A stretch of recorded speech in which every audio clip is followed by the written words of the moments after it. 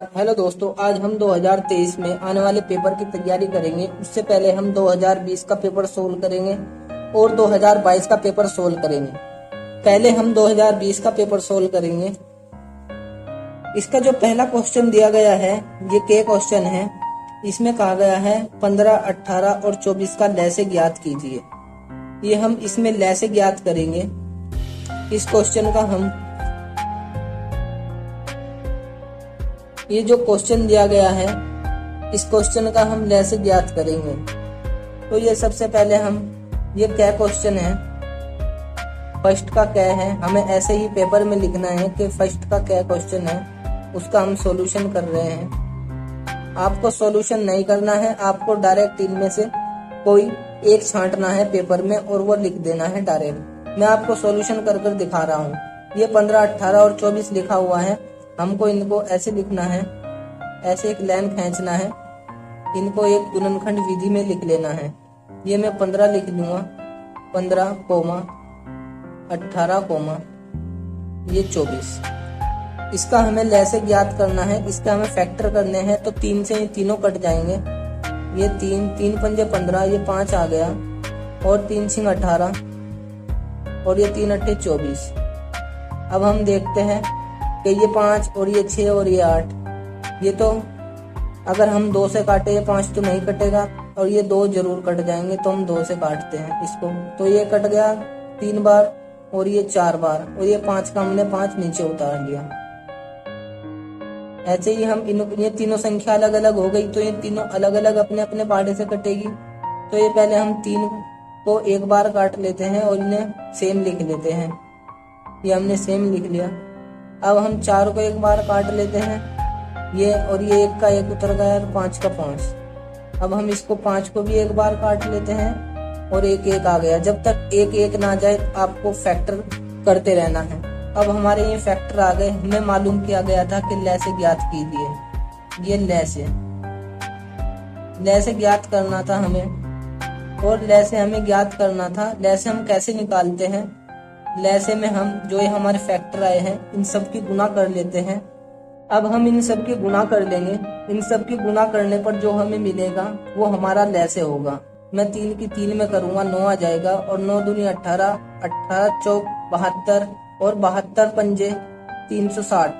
ये हमारा 360 आ गया। ये 360 हमारा सही आंसर है। इस प्रकार हमने 360 आंसर प्राप्त किया लैसे का। और अगर हमें इसमें ही मैं से मालूम कर लिया जाता कि मैं से बताओ, मैं से, तो मैं से क्या चीज होती है आपको मैं बता दूं। जो एक ही संख्या से ये तीनों कटते हैं, केवल एक संख्या इसमें ऐसी आई है 3 के ये तीनों कटे हैं। उसके बाद ऐसी कोई संख्या नहीं है कि ये तीनों उस संख्या से कटे हैं। 2 है, 2 ने इन 2 को काटा, ये छूट गया। और ये 3 है, 3 ने 3 को ही काटा, ये छूट गया। केवल वो संख्या होती है जो इन सबको काट देती है। मैसे में केवल वही संख्या आती है और वह संख्या 3 है। ये हमारा 3 है, ये हमारा आंसर आ गया। अब हम इसका अगला क्वेश्चन करेंगे। इसका ख क्वेश्चन करेंगे। इसका ख क्वेश्चन है, ये इसका ख क्वेश्चन है। इसके ख क्वेश्चन में एक इक्वेशन दी है, उसके शून्यांकों का योगफल ज्ञात करवा रहा है। तो सबसे पहले मैं ये इक्वेशन लिख लूंगा। ये हम सोल्व कर रहे हैं क्वेश्चन, है क्वेश्चन। यह इक्वेशन है 3x² प्लस 5x और -2।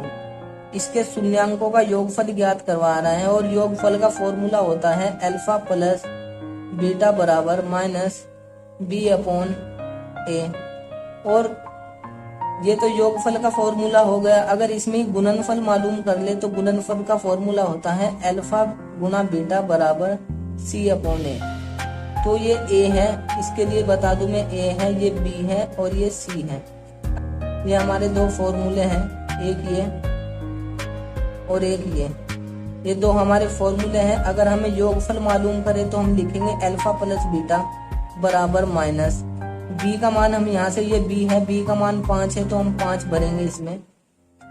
और उसके बाद ए है बटे में, तो ए का मान हम यहाँ से लिखेंगे, ये 3 है, ए का मान ये 3 हम यहाँ भर देंगे। तो हमारा जो आंसर आ गया योगफल का, ये योगफल हमारा आ गया -5/3 जो हमारा ये आंसर करेक्ट है बिल्कुल। अगर हमसे इसमें तो योगफल पूछा है, और अगर हमसे गुणनफल मालूम कर लेता कि इस समीकरण का शून्यांकों का गुणनफल बताइए, तो हम ये फॉर्मूला लगाते, alpha into beta equal to C upon A. ये फॉर्मूला हमारा है, और इस फॉर्मूले में हम वैल्यू पुट करेंगे अल्फा बीटा। सी की वैल्यू हम यहाँ से इस समीकरण में से उठाएंगे, ये -2 है, और ए की वैल्यू इसमें यहाँ से उठाएंगे, ये 3 है। इस प्रकार ये हमारा आंसर आ गया, ये हमारा गुणनफल का आंसर है। ये गया क्वेश्चन है, इसमें कहा गया है कि बिंदु 3 और 4 की मूल बिंदु से दूरी ज्ञात कीजिए। तो मैं आपको बता दूं, जो मूल बिंदु होते हैं, ये हमें तो सबसे पहले तो हमें बिंदु दिए गए हैं, ये बिंदु है हमारे 3 और 4, और जो मूल बिंदु होते हैं, मूल बिंदु हमारे होते हैं 0 0। ये हमारे मूल बिंदु होते हैं, जो बिंदु हमारे हैं ये, और इन मूल बिंदु से बिंदु की दूरी का फॉर्मूला होता है हमारा d बराबर √x2 माइनस x1 की whole square plus y2 minus y1 की होल स्क्वायर। इस प्रकार हम ये फॉर्मूला लगा लेंगे जब भी हमें मूल बिंदु से दूरी मालूम करेगा। और x1 x2 क्या होते हैं, ये आपको बता दूं, ये x1 है और ये y1 है, और ये x2 है और ये y2 है, जो ये 0 0 रखे हैं। तो मैं इनमें वैल्यू पुट करूंगा, ये हमारा फॉर्मूला है, x2 की वैल्यू 0 है, उसके बाद माइनस, और x1 की वैल्यू हम यहाँ देखेंगे क्या है, पहली वैल्यू 3, तो हम यहाँ 3 भर देंगे, और ये होल स्क्वायर, उसके बाद हम ये प्लस लगा देंगे, और y2 की वैल्यू क्या है, ये लिख दी है मैंने 0, और उसके बाद माइनस, और y1 की वैल्यू हमें यहाँ से मिल गई है, ये 4, और इसका भी होल स्क्वायर, और ये d बराबर आ गया हमारा, ये यहाँ से तो -3 बचा, और इसकी होल स्क्वायर, प्लस यहाँ से -4 बचा, और इसकी होल स्क्वायर। अब हम देखेंगे कि जो d बराबर है, ये जो 3 की स्क्वायर है, ये हमारे 9 मिल जाता है, और ये माइनस खत्म हो जाता है, इसका स्क्वायर होती है जब, उसके बाद प्लस 4 की स्क्वायर हमें मिल गई है 16, और 16 9 हमें मिला है, 16 9 हमें 25 प्राप्त होता है, और 25 रूट से बाहर निकल जाता है। 25 को हम लिख सकते हैं 5 की स्क्वायर, स्क्वायर अंडर रूट को काट कर बाहर निकल जाता है, ये आ गया हमारा d बराबर 5। इस प्रकार हमने ये बिंदु प्राप्त किया 5, और इसका दूसरा ऑप्शन सही है, ये हमारा 5 आ गया, इससे हमने सोल्व कर लिया। आपको इस प्रकार सोल्व कर इसका दूसरा ऑप्शन सही कर देना है। अब हम एक क्वेश्चन घ करेंगे, एक क्वेश्चन नंबर घ है, इसको हम सोल्व करेंगे। इससे पहले मैं आपको एक आगे का क्वेश्चन करा देता हूं, उसको हम बाद में कर लेंगे। क्वेश्चन है, ये क्वेश्चन जो दिया गया है और उसमें 4 ऑप्शन दिए गए हैं। इससे पहले सोल्व करने से पहले मैं आपको कुछ फॉर्मूले लर्न करा देता हूँ। cos 2 थीटा के फॉर्मूले, cos 2 थीटा के 4 फॉर्मूले होते हैं। एक फॉर्मूला होता है हमारा, नंबर 1 फॉर्मूला हमारा होता है cos square theta minus sine square theta, और जो दूसरा फॉर्मूला होता है हमारा वो होता है 1 माइनस 2 साइन स्क्वायर थीटा, और जो तीसरा फॉर्मूला हमारा होता है वह होता है 2 कोस स्क्वायर थीटा माइनस 1। और जो मैं आपको चौथा फॉर्मूला बताने वाला हूँ, मैं चौथा फॉर्मूला आपको बता देता हूँ, वह होता है 1 माइनस tan स्क्वायर थीटा और 1 प्लस tan स्क्वायर थीटा। ये 4 फॉर्मूले हमारे होते हैं, इसको हमें याद करने हैं cos 2 थीटा के। अब हम इस क्वेश्चन पर आ जाते हैं। ये क्वेश्चन दिया हुआ है 1 माइनस tan स्क्वायर 45 और 1 प्लस tan स्क्वायर 45। तो अगर हमारे याद है, ये फॉर्मूला हमारा फोर्थ है 1 माइनस tan स्क्वायर थीटा और 1 प्लस tan स्क्वायर थीटा, ये हमें दिख रहा है। तो हम क्या करते हैं, इस फॉर्मूले को भेड़ देते हैं, हम cos लिखते हैं और उसके आगे 2 लगाते हैं, और जो एक थीटा होता है इसका जो यहाँ जो भी होगा, इसमें 45 दिया हुआ है यहाँ, तो ये जो यहाँ दिया हुआ होता है इसके पास लिख देते हैं। तो ऐसा हम ऐसे करते हैं, 1 माइनस tan स्क्वायर, ये 45 हमारा है, और एक नीचे दिया हुआ है 1 प्लस tan स्क्वायर 45। इसको हम सोल्व करेंगे, और इसमें से कह रहा है कि कोई सा एक ऑप्शन छांटिए। अगर आपके cos 2 थीटा का फॉर्मूला याद है tan में, तो आप इसको एक काम करेंगे कि आप कोस लिखोगे, कोस, जैसे ये कोस का फॉर्मूला है, कोस लिखने के बाद आप 2 लिखोगे, और ये जो थीटा है, जो ये थीटा है इसको यहाँ लिख दोगे, जो इसका थीटा है वो इसको आप यहाँ लिख दोगे गुना में। ये 45 हो गया, और 45 दूनी कितने होते हैं ये आपको पता है, 45 दूनी 90 हो जाएगा। ये 45 दूनी 90 हो जाएगा, तो आप इसमें चेक कर लोगे कौन सा आंसर सही है। ये पहला क्वेश्चन आपका बिल्कुल सही है। इस प्रकार आप इसको सोल्व कर लेंगे।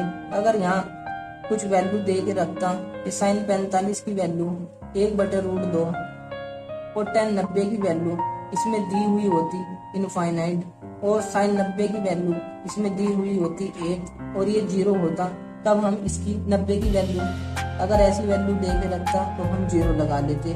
जबकि इसने कोई ट्रिग्नोमेट्री फंक्शन दिए हैं, तो ट्रिग्नोमेट्री फंक्शन इसका आ गया, ये हमारा हमने सॉल्व कर दिया। अब हम ये क्वेश्चन देखते हैं। ये 6 क्वेश्चन है। एक थैले में 3 लाल 5 काली गेंद है। ये क्वेश्चन अब का हमारे कोर्स में से, ये प्रायिकता का क्वेश्चन है, ये हमारे कोर्स में से हटा दिया गया। अब हम पिछले क्वेश्चन पर लौटते हैं, हम गह क्वेश्चन करेंगे। अब हम ये गह क्वेश्चन करेंगे।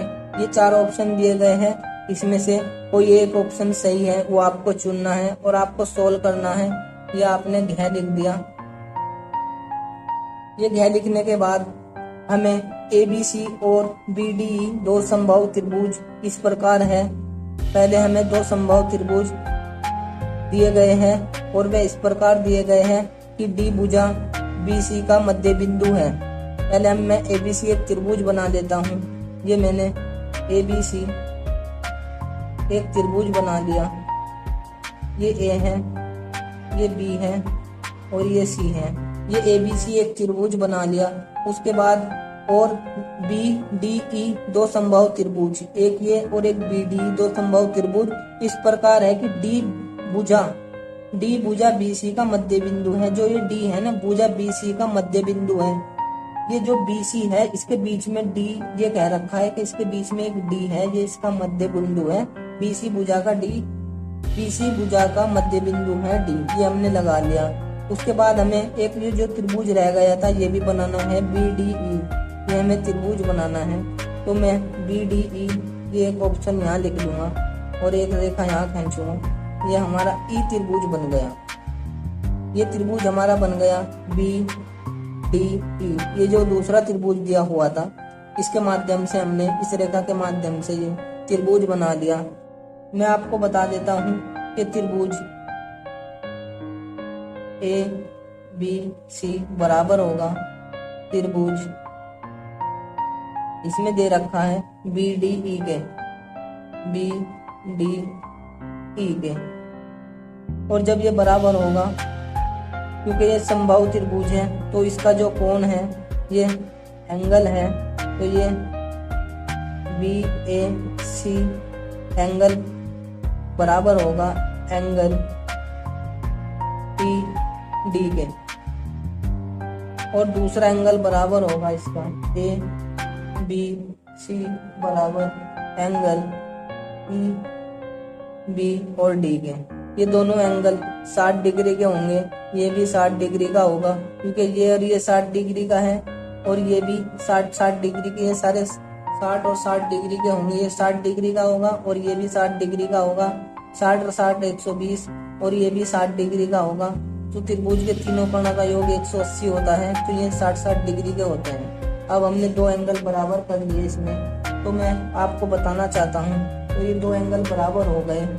तो जब आप 2 एंगल बराबर हो जाते हैं, समबाहु त्रिभुज में तीनों कोण बराबर होते हैं।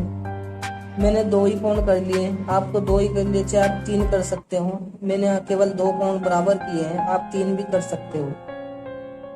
तो मैं कह सकता हूँ कि कौन कौन समरूपता से ये त्रिभुज ए बी सी ये समरूप है त्रिभुज बी डी ई के। ये कौन कौन बराबर है तो इसके समरूप त्रिभुज होंगे। ये त्रिभुज इस त्रिभुज का समरूप त्रिभुज है। और आपको बता दूं कि समबाहु त्रिभुज का जो ए बी सी और बी डी के क्षेत्रफल का अनुपात क्या होता है। तो मैं लिखूंगा एरिया ए आर, एरिया इस त्रिभुज का एरिया पहले त्रिभुज का ए बी सी का, ये इसमें दे रखा है ए बी सी का, ये ए बी सी का एरिया, और अपोन में लिखूंगा मैं एरिया ए आर, एरिया किस त्रिभुज का, ये इस त्रिभुज का है बी डी, ये बी डी ई का।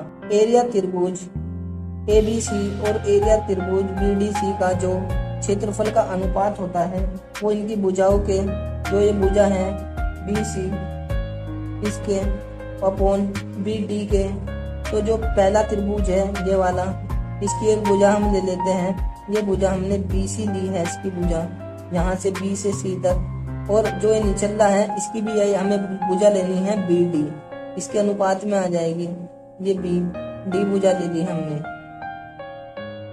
अब मैं आपको बताता हूँ जो ये क्षेत्रफल होता है इसका, इसकी भुजा के अनुपात के वर्ग के बराबर होता है समद्विबाहु का। बीसी की आधी भुजा है बीडी, बीसी की आधी भुजा है बीडी, लेकिन दो हम इसके नीचे लगाएंगे, हम इसको ही आधा कर देंगे क्योंकि बीडी आधी भुजा है बीसी की। ये हम यहाँ से निकाल लेंगे। अब हमें बीसी ऊपर मिला है और बीडी नीचे, तो हम इसको इधर ले आएंगे और इसको इधर भेज देंगे। ये बीसी तो यहीं लिखा रहेगा और ये बी डी इसके बटे में लिख देंगे, बी और डी इक्वल टू, ये दो हम इधर ले जाएंगे, ये दो इसके नीचे एक लगा लेंगे। अब हमें B C upon B D की वैल्यू 2/1 मिल गई। अब हम इसको 2/1 यहाँ भर देंगे इसमें, और ये इसका स्क्वायर आ गया, और 2 का स्क्वायर 4 होता है और बटे में इसका 1 है। तो हम इसको ऐसे भी लिख सकते हैं कि 4:1। ये हमारा फर्स्ट क्वेश्चन सही होगा। इस प्रकार हमने इसको सोल्व कर लिया। अब हम इसका आगे का क्वेश्चन, ये तो हमारा पहला जो पीस था वो हमने पूरा सोल्व कर लिया। जो ये पहला पीस था इसमें कै भी हमने कर लिया, है, गे और घे, और इससे आगे का जो क्वेश्चन था ये डे भी क्वेश्चन हो गया। हमारे कोर्स में नहीं है, ये हटा दिया गया है इस साल ये टॉपिक। अब हम 2020 के पेपर में हमें पहला क्वेश्चन दिया हुआ है। ये पहले का क्या क्वेश्चन है, इसमें कहा गया है कि संख्या 144 के अभाज्य गुणनखंड में अभाज्य गुणनखंडों की घात का योग ज्ञात कीजिए। तो मैं आपको बता देना चाहता हूँ, सबसे पहले हमें इसके गुणनखंड करने हैं। ये मैं आपको दिखा कर करूंगा। ये क्वेश्चन ऐसे हैं, ये 144 है, 144 ये पहले का क्या है, ये 144 है।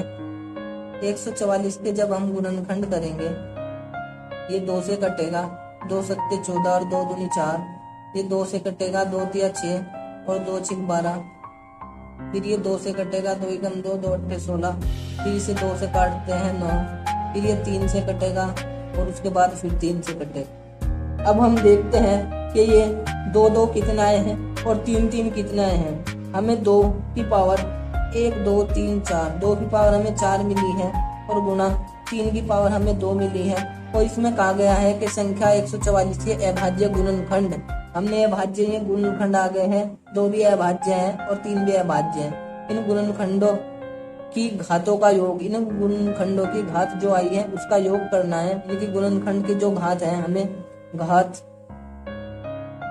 का जो योग है वो हमें पहले की 4 घात मिली है और प्लस दूसरे की 2 और इक्वल टू 6 आया है। इसका आंसर ये 6 सही है, ये हम आंसर कर देंगे। उसके बाद हम 6 क्वेश्चन करेंगे। 6 में हमें x² - 4 = 0 दिया गया है और कह रहा है कि मूल ज्ञात कीजिए। ये बहुत ही आसान आंसर है। ये 6 हमने लिखा और इसका सॉल्यूशन लिखा और अब हम x² लिखते हैं -4 = 0। इसे 4 को हम परे बराबर से लिख देंगे, बराबर पहले लिख लेंगे और पहले हम बराबर लिखेंगे, इसे 4 को बराबर के बाद लिखेंगे और 4 को हम x² ज्यों का त्यों बराबर भी ज्यों का त्यों 4 को हम लिखेंगे 2 की पावर 2। इससे ये कट जाएगी पावर और x बराबर इसके आगे हम लगा देंगे +-2। ये हमारा आंसर आ गया। और इसमें जो +-2 तीसरा है ये बिल्कुल करेक्ट आंसर है। अब मैं आपको एक क्वेश्चन और कराने वाला हूँ। ये क्वेश्चन है क्वेश्चन है, इस क्वेश्चन को भी हम करेंगे।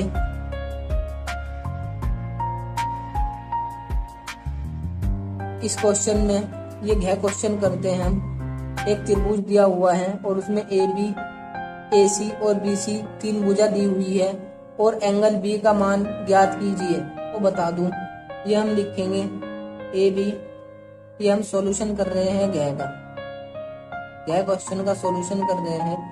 AB हमें मिला हुआ है 6√3 और जो हमें AC मिला हुआ है वो मिला हुआ है 12 और जो हमें BC मिला हुआ है वो मिला हुआ है 6।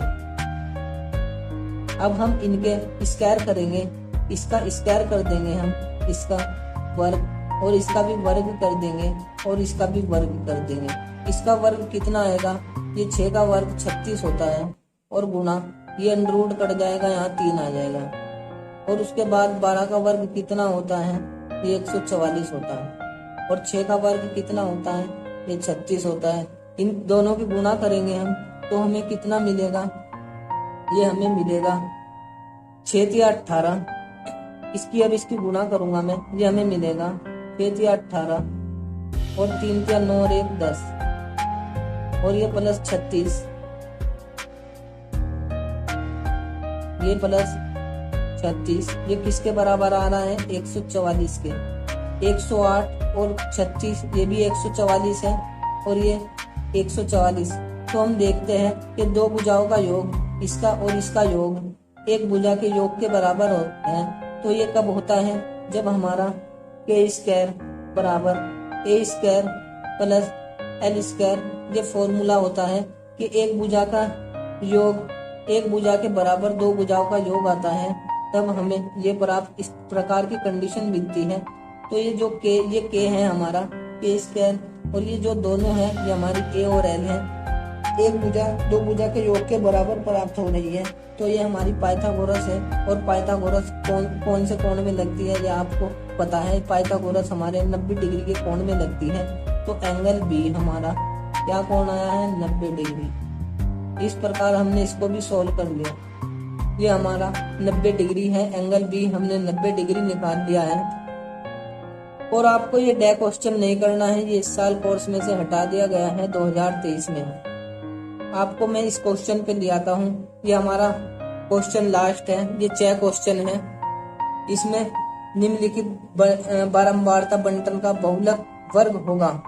इसमें बहुलक मालूम किया गया है और मैं बहुलक बता देता हूँ आपको। बहुत ही छोटा सा क्वेश्चन है, ये मैं यहाँ बता देता हूँ आपको। इसमें से कुछ नहीं करना है, जो ये बारंबारता आपको दिख रही है इसमें से सबसे बड़ी, अगर बहुलक मालूम करे इस तरह का क्वेश्चन देकर और कहे कि बहुलक क्या होगा, इसका वर्ग होगा, तो आपको जो ये बारंबारता है इधर का नहीं छेड़ना है, इधर का देखना है क्या है। इसमें से सबसे बड़ी संख्या चेक करनी है। तो मुझे सबसे बड़ी संख्या 8 दिख रही है और 8 के जो सामने वाला है ये 3 5 है, ये इनमें चेक करना है। तो ये जो 3 5 है ये है सेकंड क्वेश्चन। तो हम लिख देंगे कि जो दूसरा क्वेश्चन है ये क्या है, 3 से 5। ये आंसर सही है हमारा। ऐसे कर देंगे इसको। इस प्रकार हमने दोनों 20 का भी और 22 का भी पहला पीस दोनों का कर लिया। यदि आपकी कोई से क्वेश्चन की डिमांड है तो आप मुझे कमेंट बॉक्स में लिख के भेजिए। मैं आपकी इस क्वेश्चन पर वीडियो बनाऊंगा और वो क्वेश्चन आपको बहुत ही आसान तरीके से सॉल्व कर दूंगा।